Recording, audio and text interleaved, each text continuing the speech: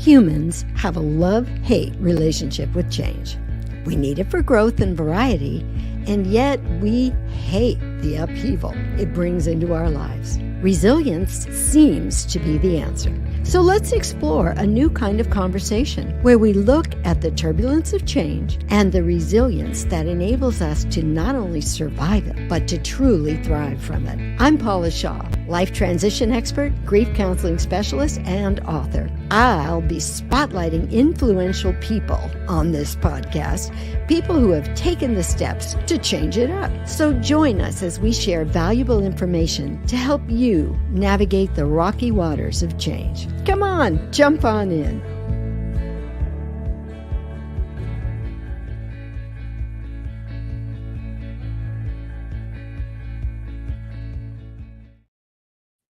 Welcome to Change It Up Radio. For many of you, I should say welcome back to Change It Up Radio. We've been on a bit of a hiatus and we've made some changes. One of them, if some of you are watching us on one of the live stream channels, you'll see that we're now live streaming onto Roku TV, Amazon Fire, Apple TV, and Android TV, as well as YouTube and Facebook on our Change It Up radio pages. So we're coming to you on many levels now, and we're coming to you with, well, at least for me, a fresh perspective. And that perspective is that I've decided to kind of come out about something I've been a little bit underground about, and that is the fact that I am a grief expert. Grief is the core of what I work with, what I try to help people through. I've written 2 books about grief. I've written Grief. When will this, I never can get that angle quite right for the camera. Grief, when will this pain ever end? And this little guidebook, whoops, saying the right thing when you don't know what to say. So I wrote those books because I know that grief is such a huge issue. And right now it is a huge global issue, isn't it? And yet, just because we all experience it doesn't mean that we really know what to do with it, how to help someone else who is experiencing it. So I've decided that this spring season on Change It Up Radio, our theme is going to be a season of grief.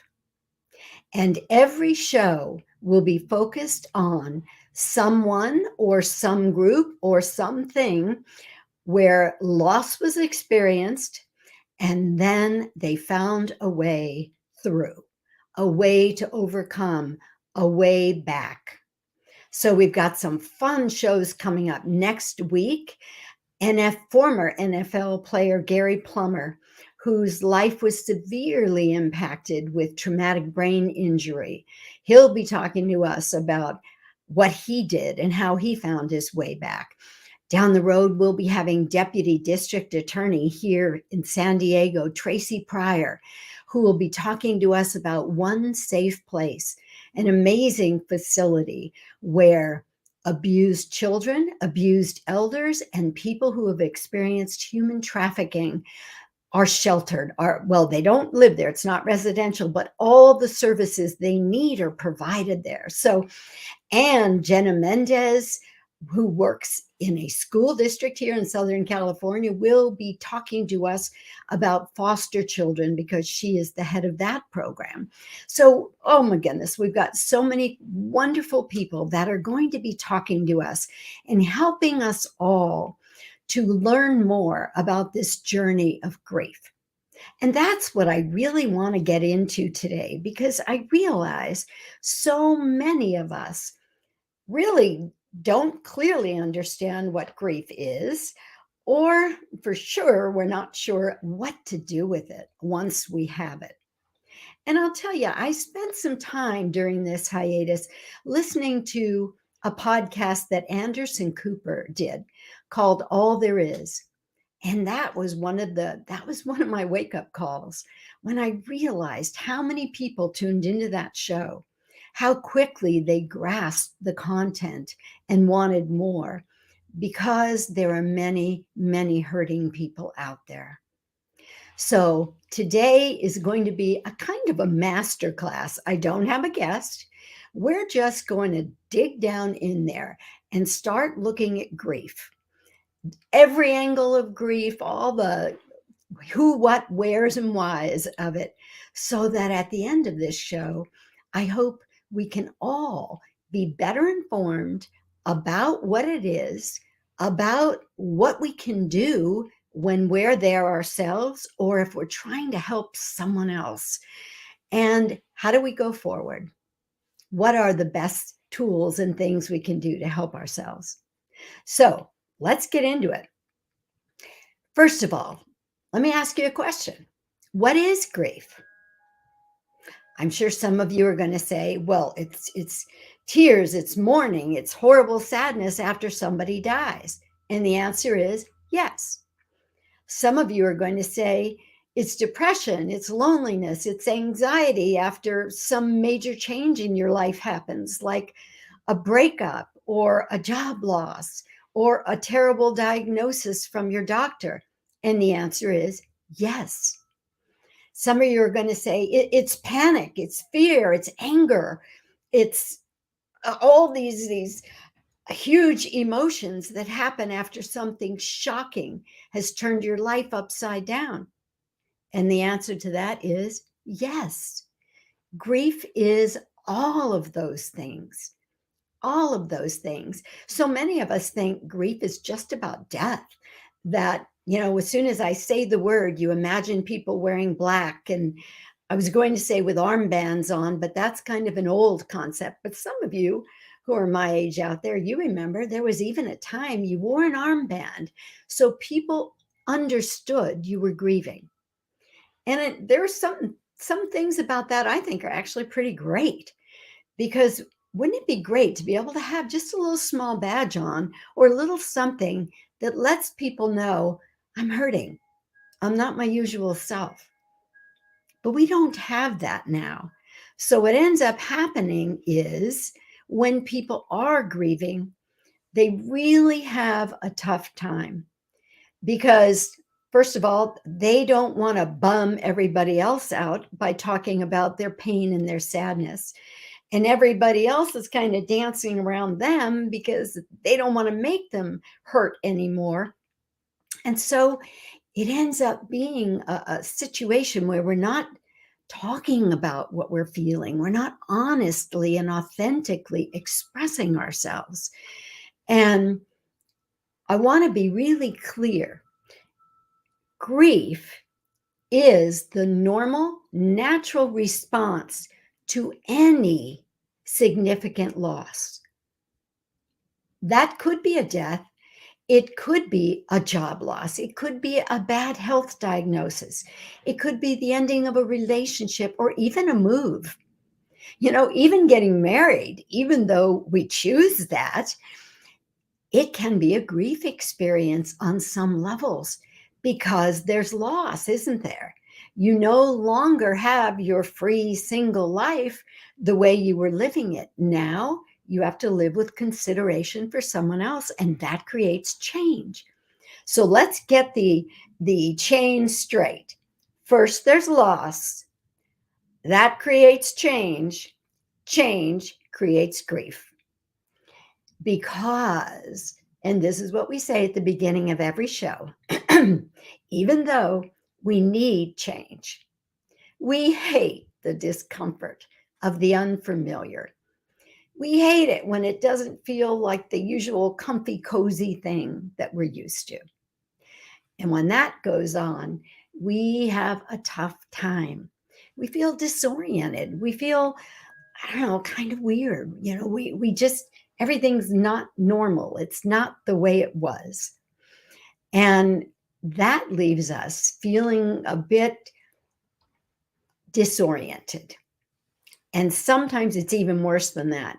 We're just flat out feeling awful. We just don't we don't feel like we like to feel, like when we're on our game, when we're feeling strong and feeling good. So let's look at, how does grief come? In what sort of packages does it arrive? There's an author named Barry Davenport who talks about grief in two major groups: the slow growers and the surprise attackers. So let's look at the slow growers first. That would be something like menopause. It's coming on, it's making changes. There's nothing you can do about it. There's a kind of upheaval, right? But it's subtle. Puberty is another one of those experiences. Change. Things aren't like they were exactly. New stuff is happening, and I don't know exactly how I feel about it. Empty nesting. Oh boy, that's one I remember very well. It's like one day you're running around in three different directions, cooking and running kids to school and doing this and doing that. And all of a sudden, it's just you. You're the only one in the house. And it's a real huge adjustment. And it gets doubled down upon when those children, who not only are gone now, but they're not just at the next town over at the university. No, now they move to the other side of the country to university, or a job takes them somewhere far away. All of those can be difficult to adjust to, and those kind of slow growing, painful experiences. Then there's the surprise attackers. That could be like a natural disaster, which, boy, we've seen plenty of that this year, haven't we? Somebody living on their boat and suddenly a hurricane comes and that boat doesn't even exist. Uh, Earthquakes, we've got those here in California, fires, floods, all of those things that come out of nowhere and can really change your whole life experience, like turn everything upside down. Same thing can happen with a car accident, or, oh, what's another surprise? An affair. One day you think your life's fine, and the next day, that person that you're building your life with tells you that it's over, that they're focused on somebody else now. Those kind of experiences, excuse me, can really be the surprise attackers. That, the way I always look at it, is it's like it turns your world upside down. And for for comfort loving creatures that we all are, as we were saying in the beginning, we like the coziness of the familiar. For those kinds of beings, which we are, when suddenly everything goes upside down, when the world that we were navigating in this kind of easy way doesn't look the same anymore, whew, that's tough. That's grief.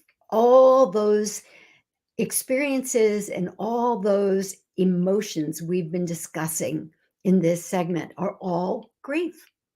They're all part of what happens to us emotionally when some significant loss causes change that turns our world upside down, so that the familiar isn't even in sight. And when we get to that place, we're in grief. We're in grief. And that may look like wailing. It may look like panic. It may look like sobbing. It may look like inability to focus. It may look like, oh my goodness, so many things. It may look like just feeling distracted and feeling agitated, feeling anxious, being sleepless, having different kinds of physiological symptoms come up that we didn't even think about. It's all grief, guys. It's all grief. And that's what we're going to be looking at in a little more depth when we come back from this quick break. Is living in today's fast-paced world making you feel stressed and out of balance? Are anxiety, sleeplessness, depression, lack of focus, or weight gain robbing you of your relationship and your energy? If you're ready for change, you need to call Paula Shaw. Paula helps you identify and eliminate self-sabotaging thinking and behavior. Using a wide variety of mind-body techniques, she provides her clients with the most effective processes for their specific needs. To book a session with Paula, call 858-480-9234. That's 858-480-9234. Welcome back. All right, now we're going to get into something that is really a pet peeve and a kind of a passion of mine. And that is talking about the 5 stages of grief. I know you've all heard about the 5 stages of grief, right? And I'm sure many of you believe there are 5 stages of grief. And you may have even been told that if you don't experience each stage, and if you don't have what you need in terms of healing that stage, that you can't heal your grief. So what I want to say loud and clear right here, right now, there are no 5 stages of grief.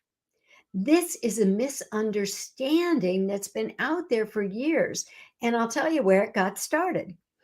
Elizabeth Kubler-Ross wrote a book on death and dying. And she talked about the 5 stages of death and dying. So anger, denial, and all of those things that are part of the 5 stages are not necessarily what people experience when they're the ones left behind. These are the things experienced by people who find out that they're going to die. So please say it with me. There are no 5 stages of grief. But what there are dimensions or phases that many people experience in common. And I'd like to spend some time during this segment talking about those dimensions, because that is a place where many of us experience similar things. So let's start with shock, denial, numbness, disbelief. Most of the time, when we experience a significant loss, it does begin with shock, right? It does begin with denial. Basically, like not denial that is, I don't think this is real, but denial like, I can't believe this could happen. I think back, one of the things that pops into my head right now was 9/11. Many of us here experienced 9/11. And I can remember when my daughter, like it was yesterday, I remember my daughter walking into my bedroom and saying, Mom, turn on the TV. And there it was. We've all seen it, the Twin Towers exploding and all of that that went on that day. That was shock, denial, numbness, disbelief, probably for all of us. The same thing might have happened to you at some point if someone called you and said, I'm so sorry, there's been a car accident. Or if you went into work, or like one of my friends experienced, just the day started, he thought it was a wonderful day and he worked for a great company, and by text was informed that he was laid off. Those kinds of experiences are huge losses, and they usually start with shock, denial, and disbelief, and even a kind of numbness. And then what happens after that? The next dimension that is often experienced, and remember, you don't have to experience all of these things. They're possible dimensions that you could experience. So the next one would be disorganization, confusion, and searching for meaning. You know, the why questions. Why, God? Why would this happen? Why would it occur for somebody who's just such a lovely person? The confusion, the disorientation that we can experience because we are a society of people who have been taught since we were small to lead with our brains, lead with our intellect and our thinking. And so when an experience happens where the heart has completely taken over because we're so emotional, we go immediately to our brain to try to make sense out of it. But let me tell you, I can tell you from my own experience and from my professional experience, the heart and the head don't necessarily meet on the same playing field. Sometimes you can't make sense out of it. Sometimes there are no answers to the why questions. There is no way to make it make sense. So then you might go into a dimension that's called anxiety, panic, fear. Again, if we go back to 9/11, once we couldn't make any sense out of what was going on, what was the next thing? What's going on? Oh my God, is it the end of the world? Anxiety, panic, fear often is a dimension that happens. Physiological changes can be a dimension that people often experience. And one of the most common, I think we've all experienced, is sleeplessness or inability to eat or inability to stop eating. We find ways to cope with this craziness that we're experiencing, with this upheaval. And sometimes the ways we find are not the most productive. And sometimes we end up with physical symptoms like headache, tension, so many things that can cause us to have a difficult time functioning physically. And let me say one thing about the physical aspect of grief right here. Grief is very physical. It is not uncommon for grievers to feel exhausted, and then not be able to sleep. It's not uncommon for them to just feel a sense of paralyzation, like they just don't have the energy or the interest to be able to even move and get back into life on any level. So there are some very, very physical things that can happen with us, particularly in those early stages. Oh my God, I said the word stages. Shame on me. In those early dimensions of the grief experience.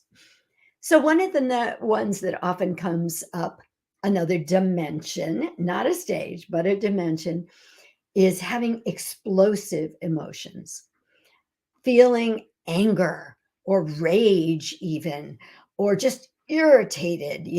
Those kinds of emotions often occur and can be very, very difficult for people to work through. And you know what I always say to my grieving clients? All sorts of emotions are going to come up. And it's very important to express those emotions because an emotion is energy in motion. And if you don't move it out, it develops a little life of its own and it can wreak havoc inside. So pushing down your emotions and putting on the I'm fine face, no, no, no, never a good idea. Now, I realize that it's a real world and many of us have to try to function in it even when we're grieving. And so we can't just break down in tears in the middle of the board meeting or, in the middle of dinner with our children sometimes. Sometimes that's okay, actually, because it's showing your children real emotion and that it's okay to express real emotion. But let's say you're in this dimension where you're experiencing explosive emotions. Is it okay to kick the dog and punch holes in the wall? No, of course not. But find a more productive way to still be able to express that emotion and move it out of your body. Go for a run, go for a bike ride, do some kickboxing. Pounding on pillows is one of my favorites because it doesn't require any equipment. So take advantage of those kinds of opportunities. If you've got some good pillows, pound on those pillows, get it out. That's the whole idea. One of my favorites, and there may be some of you out there who have seen me driving down the freeway doing this.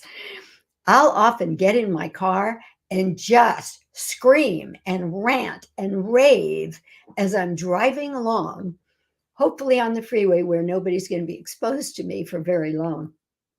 But it's another way of just getting it out.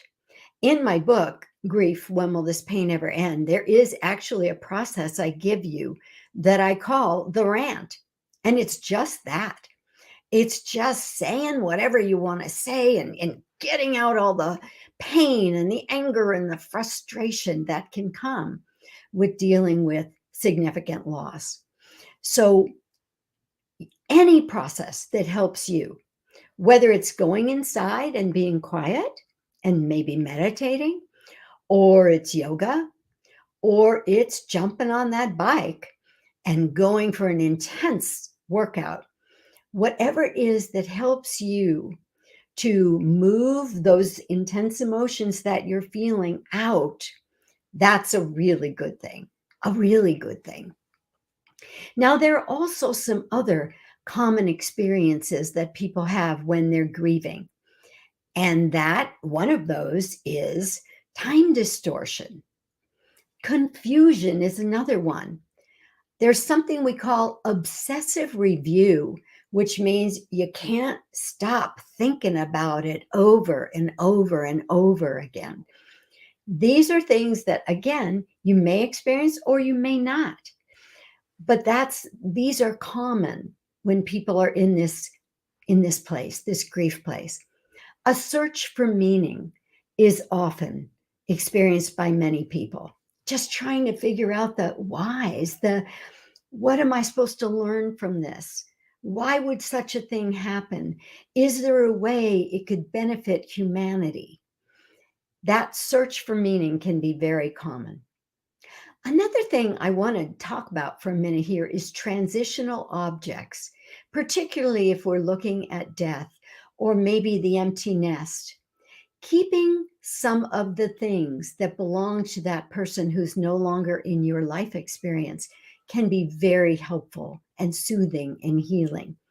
You know, knowing you can go get that jacket out and put it on and feel it again, or you can go pick up your child's favorite stuffed animal from when they were 6 and 7 and not 18 and 19.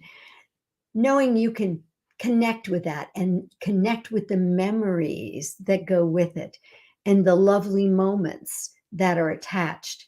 Those kinds of things can be very, very helpful. Another thing a lot of people experience is what I would call a grief attack or a memory embrace. And boy, those sneak up on you.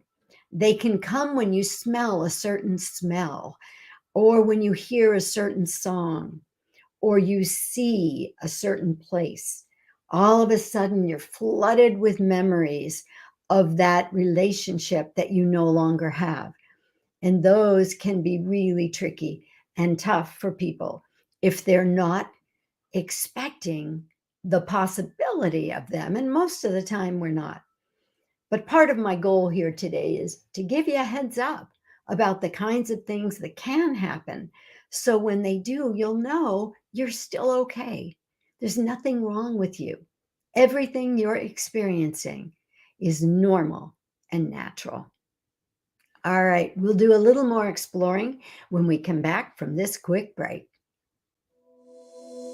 Paula Shaw here. I'm thrilled that LifeWave phototherapy patches, which use no drugs or chemicals, have become a part of my life and my business. My family and I all use their wearable patch technology, and the results are life-changing. My parents in their 90s used the X39 patch, which activates stem cells, reverses aging, and improves the function of every area of the brain. I I love X39 because I can work out with a 30-year-old with no problem. And it's erased my fine lines and given my skin a youthful glow. LifeWave patches use a patented form of phototherapy, frequencies of light, to safely boost health and wellness at the cellular level. No drugs. To learn more, go to my website, lifewave.com/safe health. That's lifewave.com/safe health. Welcome back to Change It Up Radio. We're talking about grief today, and we're talking about grief because, doggone it, there's so much of it out there. And it's one of those experiences in life that we can't escape. We're all going to experience it sooner or later. So my goal today is to give you the ins and outs and the full picture of what grief can be and what it looks like, so that when it shows up in your life, you'll feel a little bit more prepared, or at least you'll know that what you're going through is normal and natural. So in our last segment, we were discussing some of the classic and very common experiences that people can have when they're grieving. So let me start on this segment with a classic that so many of us have experienced, especially maybe at the holidays. And that is the memory attacks, or the grief that comes up during a certain anniversary, the holidays, a birthday, that kind of thing, where you have so many memories of how you spent time with that person who's no longer in your life. Another one that can really come up for a lot of people is sudden changes in mood. Just one minute you're feeling like, oh yeah, everything's okay. And the next minute it's like, ugh. And sometimes it's even physiological, nausea, or just feeling like, oh, there's a knot in your stomach. That's very common for people to experience when they're going through grief. This one is not so common, but I have worked with clients who have experienced it. And it's called physical identification symptoms with the person who is deceased. And this would be something like someone whose loved one just passed and had Parkinson's might suddenly start experiencing a little shaking, or someone whose loved one had a heart problem could start experiencing chest pain. It's, as I said, not the most common thing, but I have seen it happen. Or people, I've had clients who lost a loved one to a brain aneurysm and then suddenly started having headaches all the time. So I would caution anyone who starts having any kind of physiological symptoms, go to your doctor right away. Let's make sure that it isn't something real. But then if your doctor says, no, actually on a physiological level, you're just fine, then you know there's nothing wrong with you. There's nothing wrong here. You haven't just suddenly lost it. The truth is you're experiencing another one of these normal, natural grief experiences.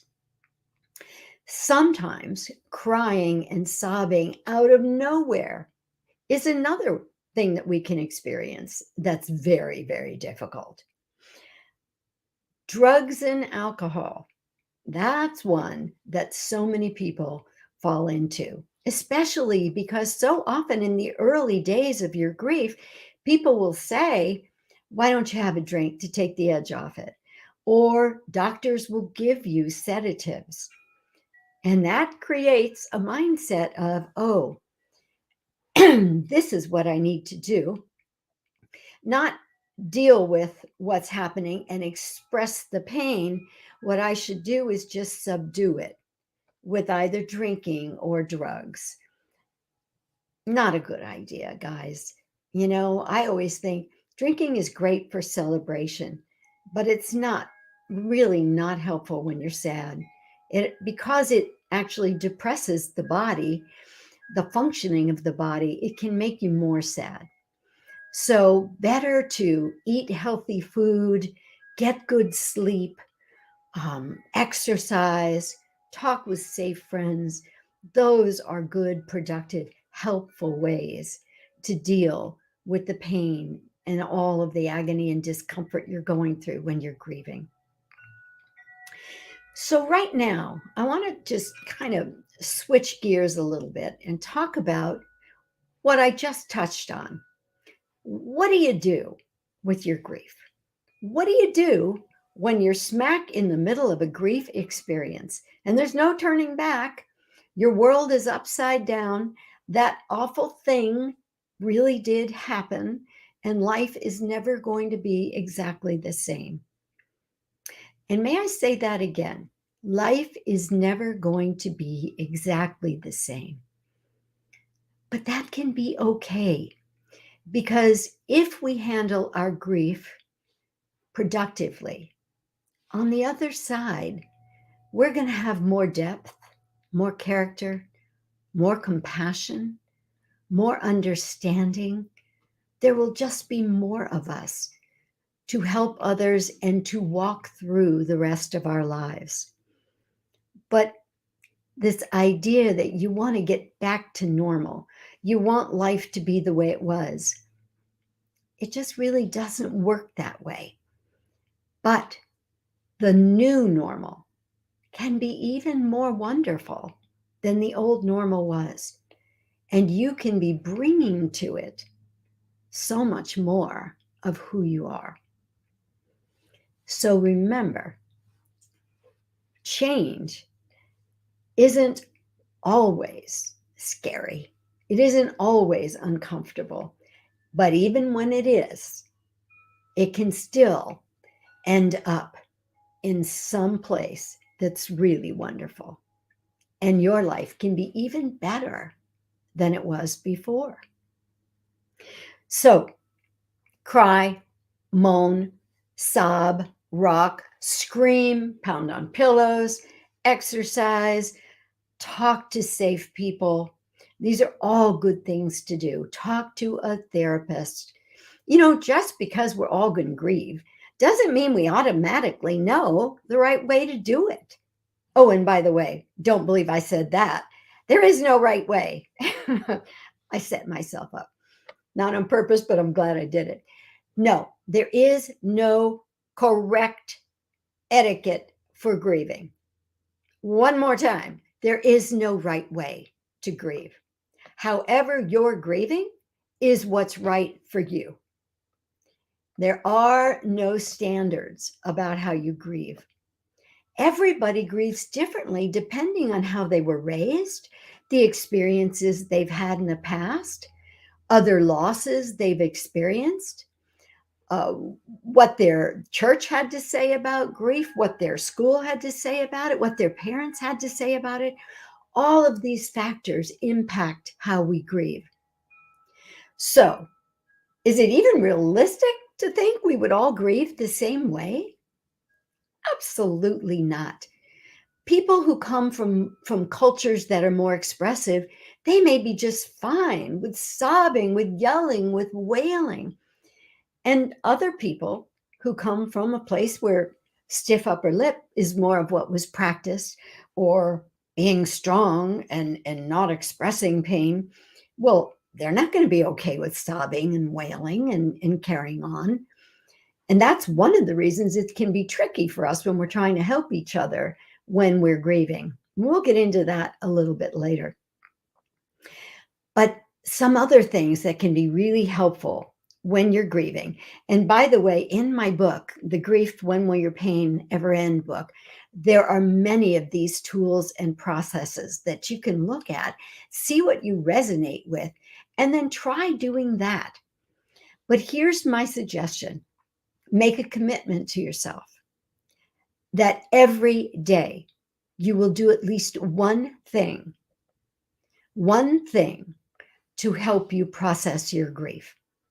That might be lighting a candle in the morning and saying a prayer. That might be just having a ritual of something you say that was special between you and the one who's lost. It might be going for one of my favorite things, a gratitude walk. Put on your tennies and get outside and breathe fresh air and just look around and make note of the things you can be grateful for. I'll tell you one of the things I'm very grateful for today is blue sky because we've had a lot of rain here in Southern California. But yes, on my walk this morning, I was grateful for blue sky, for fluffy white clouds, for clean air, for all the fragrances that there are in the air. A gratitude walk can shift your energy completely. It's a beautiful thing to do. There are many breathing practices that are really good for raising the level of your energy. I have several of them in the book, but many of you, especially if you do yoga and those kinds of things, you know other kinds of breathing methods that can be wonderful for oxygenating the brain, for shifting the energy of the body, and just helping you know that things can get better, that things will get better if you just keep that commitment to yourself. Each day, do one thing to help you get to a better place. Other tools I like to use are different energy modalities. Many of you know I'm a founding member of the Association for Comprehensive Energy Psychology. And we do things like tapping on meridian points, working with the chakras, working with the biofield to help you shift what you're feeling emotionally and physically. And these processes can be very, very powerful for helping you move through your grief and not get stuck in it, becoming a monument to despair. We don't want that. That is the place where we don't heal. The place where we do heal is when we're taking steps each day to make ourselves a little bit better, a little bit different than we were the day before. Because one of the biggest problems when we're grieving is too often people get stuck in the grief. They get stuck with being that person who is their grieving identification. That might be the grieving widow. It might be the girl who got left behind. It might be the parents who've lost their child. Whatever that is, remember, grief should be and hopefully will be a temporary situation. It's a journey we're moving through. It's not a place we want to arrive at and stay at. That's so important. And one of the things I really try to help people understand, we have the power to move through. We all do, every single one of us. But it begins with intention. We have to have the intention to heal. We have to have the intention to get to the other side. And that's the place where we really begin. When you have the intention to heal, then it's so much easier to step into the kinds of behaviors that will really help you heal. So whether it's a nature walk or it's exercise or it's hanging out with children who are usually fun and funny or watching funny movies, watching stand-up, that's okay. And may I say right here and now, it's okay to laugh when you're grieving. It's even wonderfully helpful to laugh when you're grieving. Sometimes I think we get caught up in thinking if we experience happiness, it's an act of disloyalty to the person who died or the person we've lost. But that's not true. We want to be experiencing our lives from the highest place, always. And laughter is one of my favorite ways of getting to the highest level of energy that I can experience. So before we go to break, I just want to give you some things that I'd love to give you the heads up to avoid. Avoid the myths that are out there about grief, like time heals all wounds. No, action heals all wounds. time can actually make it all worse. There are predictable stages of grief. That's another myth, and we've discussed that one very thoroughly. It's best to get busy and just get back into life. No, it's best to be authentic and experience what you're really feeling. Don't put on the I'm fine face and stuff your feelings down. That's never, never a good thing. And the last myth I'll mention before we go to break is when you're dealing with a sad, grieving person, try to cheer them up and don't bring up the loss. No, that may be the worst thing you can do. We're going to talk about that some more when we come back from this break. See you in a minute. For those looking to improve their lives, there's nobody better to turn to than Paula Shaw. Paula helps people regain successful lives by identifying and eliminating self-sabotaging behavior using a multitude of mind-body techniques to identify and resolve their core issues. Working with a wide variety of healing modalities, she provides her clients with the most effective process for their specific needs. To book a session with Paula, call 858-480-9234. That's 858-480-9234. Welcome back to Change It Up Radio. We're talking about grief today because darn it, it's out there. And we're all going to experience it.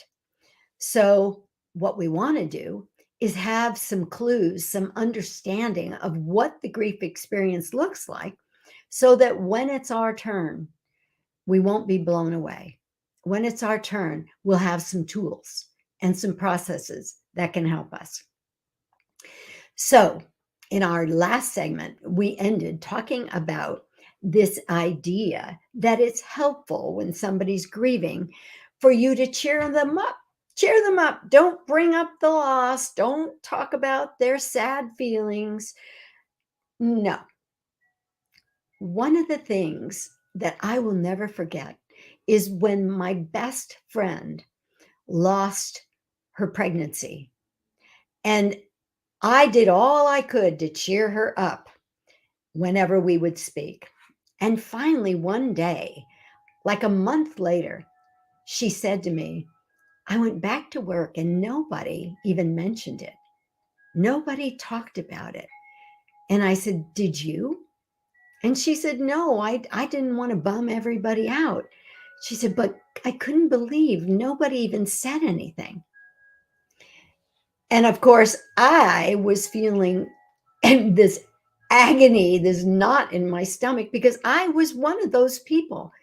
Back then, I wasn't a grief expert. I hadn't done the studying that I've done now. So I, like many of you, probably thought, well, the best thing to do is to cheer her up, to distract her, take her somewhere fun, or talk about something else. But the bottom line is, guys, your grief is the elephant in the middle of the living room. It's not like you don't know it's there. And it's not like you're not feeling the pain you're feeling. So bring it up.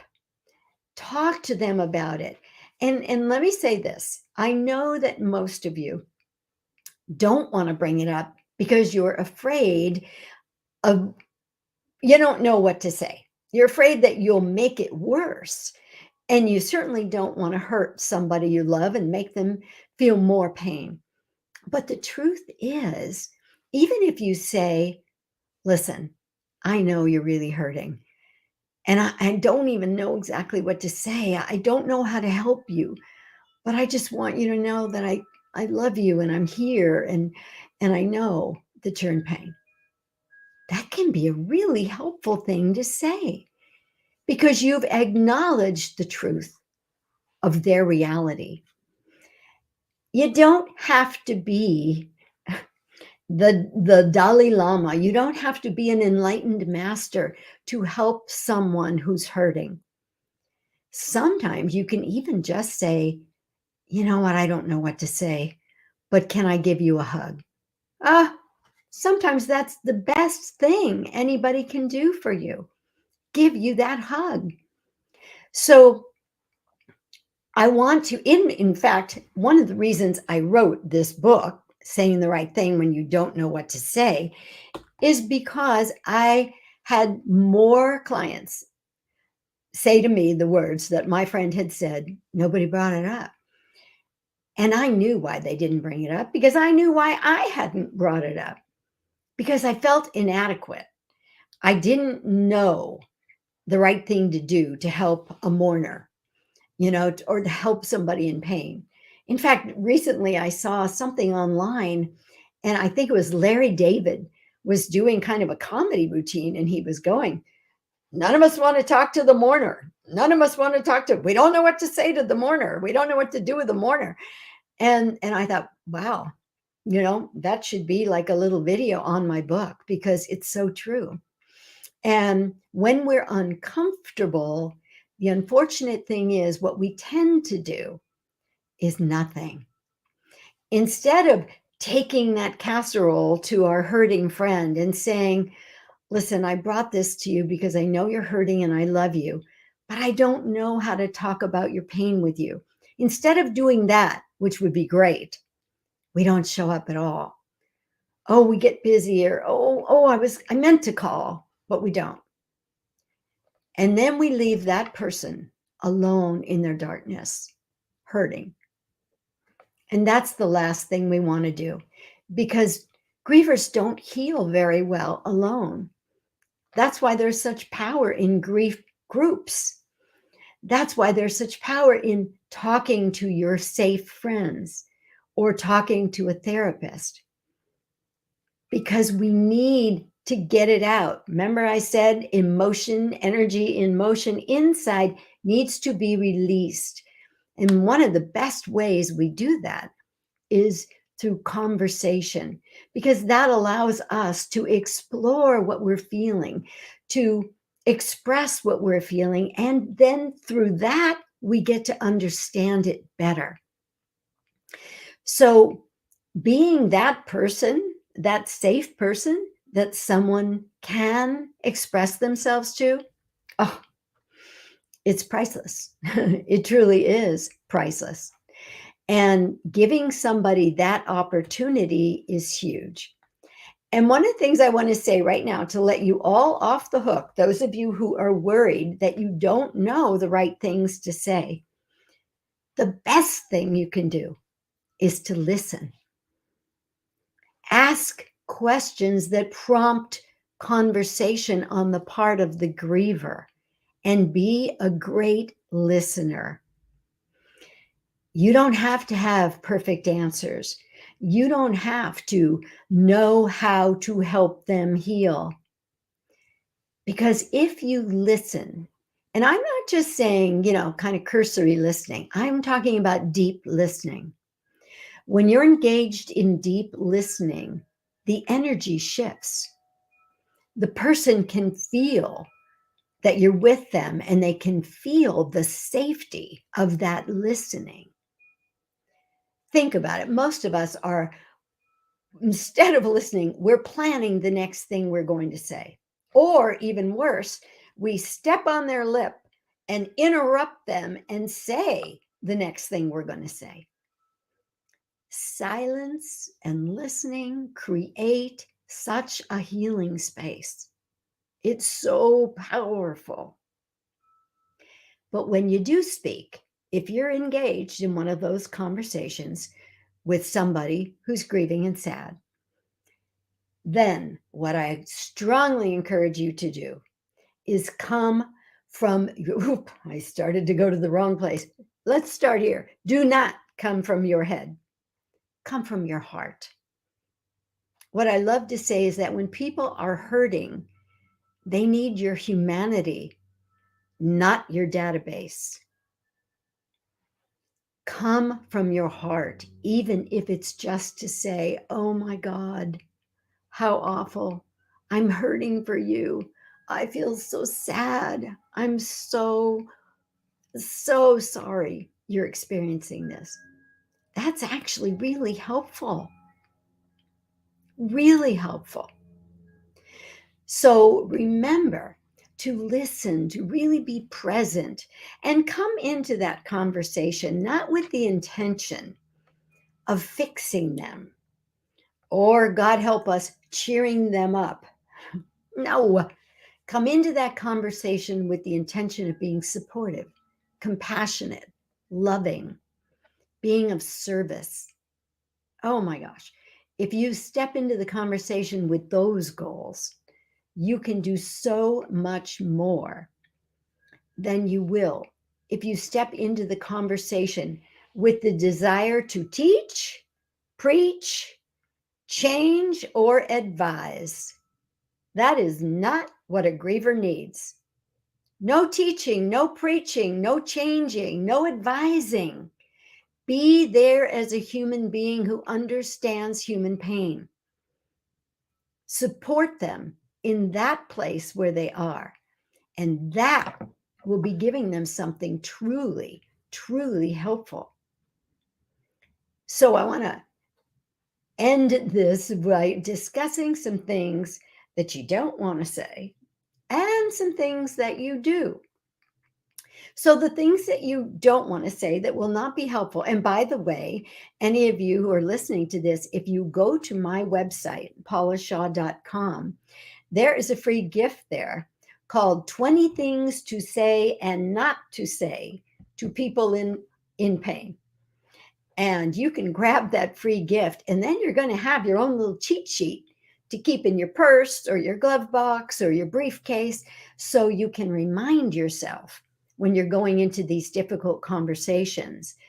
If you're about to arrive at the office and your best friend has just been fired, or if you are going to visit someone who just lost her mom, whatever the situation is, you can just check that list of what is helpful and what is not helpful. And you'll walk into that conversation so much better prepared. So some of the things that are helpful are what I have been describing to you. Statements that come from the heart and from humanity. Things like, oh my God, how awful. How are you coping? Oh, how can I help? I don't know if I could handle this if it were me. You seem to be doing great. What do you need? Is there something I can bring you? Remember to say to a griever, hey, I'm here if you need me. Just call. They're not going to call. They're more likely to go back to bed and pull the covers over their head. You need to reach out. Show up at the door with that casserole. Oh, I heard the most fabulous story on that podcast I mentioned to you of Anderson Cooper's called All There Is. And it was that a man had lost, the man they were interviewing was somebody of renown who lost his daughter, his young adult daughter. And his friend arrived with groceries and said, I'm not coming in. You don't have to talk to me or entertain me. I brought you some food. And I'm going to be sitting right here on the porch. So you'll just know that I'm here if you need me. And hopefully, so you'll just feel a little bit safer. That's one of the most beautiful things I ever heard of anybody doing for a hurting friend. Sometimes just sitting, putting their arm around them, giving them a hug, watching a movie together in silence, taking a walk in silence can be really helpful. But what isn't helpful? When you come from your head and you say things like, well, at least he's out of pain. Or, hey, there are a million guys out there. You'll find another one. Or, well, God must have wanted him more than you did. Time heals all wounds. These kinds of things we've discussed today, we've all heard them, because everybody's trying. You're at the funeral. Well, everybody's trying at the funeral to help everybody feel better. So often they end up saying things they've heard before that may not really be better or helpful. So I leave you with this. Come from your heart. Come from your humanity. When in doubt, don't go to your head. Come from your heart. It knows the way. Thank you for joining me today. Thank you for taking this look at grief with me. And I look forward to seeing you next week here on Change It Up Radio, when we'll be joined by former NFL player Gary Plummer. Take care. Take care, everybody. Bye-bye. Thanks for joining me on Change It Up Radio. I hope you found this episode informative and entertaining. If you want to hear past shows, or you want to get information on being a guest or a sponsor of this show, go to changeitupradio.com. We all know that change is inevitable and it's necessary, but darn it, it's also tricky. My goal is to help you make the experience of change smoother and more productive. If you've benefited from this show, please subscribe to it, share it, and review it. That helps me to tune into what you really want to hear and what you really want to learn more about. Remember, you can find us on every major podcast platform and also on YouTube, Facebook, Roku, Apple TV, and Amazon Fire. We look forward to seeing you next week for Change It Up Radio.